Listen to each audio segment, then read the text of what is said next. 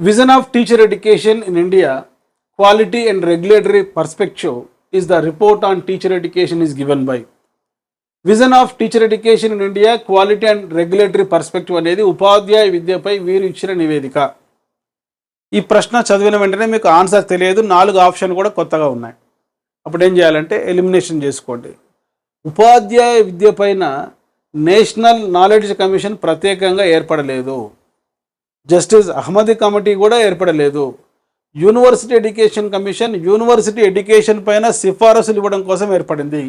ఈ 3 ఎలిమినేట్ చేసుకుంటే justice Verma commission అనేది ఆన్సర్. మీకు తెలుసు జస్టిస్ వర్మ కమిషన్ 2012లో ఏర్పడింది. 2012కు ముందు బిఎడ్ కరికులం కేవలం 1 ఇయర్ మాత్రమే ఉండేది, డిఎడ్ 2 ఇయర్స్ ఉండేది. అయితే జస్టిస్ వర్మ కమిషన్ సిఫార్సుల మేరకు ఉపాధ్యాయ విద్య ముఖ్యంగా బిఎడ్ కోర్సు 1 ఇయర్ నుంచి 2 ఇయర్స్కు మార్చడం జరిగింది.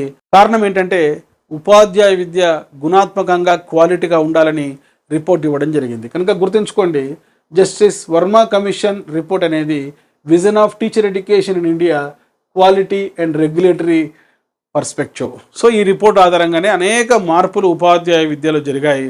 2020 జాతీయ విద్యా విధానం వచ్చేంత వరకు ఈ యొక్క రిపోర్ట్ ఆధారమైంది ఉపాధ్యాయ విద్యకు సంబంధించి. అంతకుముందు 1983లో చటోపాధ్యాయ కమిషన్, రాయ్ అహ్మద్ కమిషన్ కూడా ఉపాధ్యాయ విద్యపై ఏర్పాటు చేశారు. కానీ ఉపాధ్యాయ విద్యపై భారతదేశంలో స్వాతంత్రానంతరం ఎక్కువగా ప్రభావితం చేసిన రిపోర్ట్ ఏంటంటే జస్టిస్ వర్మ కమిషన్. ఈ వర్మ కమిషన్ రిపోర్ట్ కరెక్ట్గా ఉందో లేదో తెలుసుకోవడం కోసం మరొక కమిటీ వేశారు, Poonam Batra committee.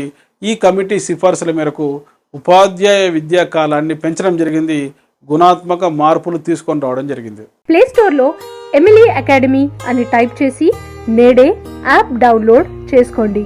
All the best.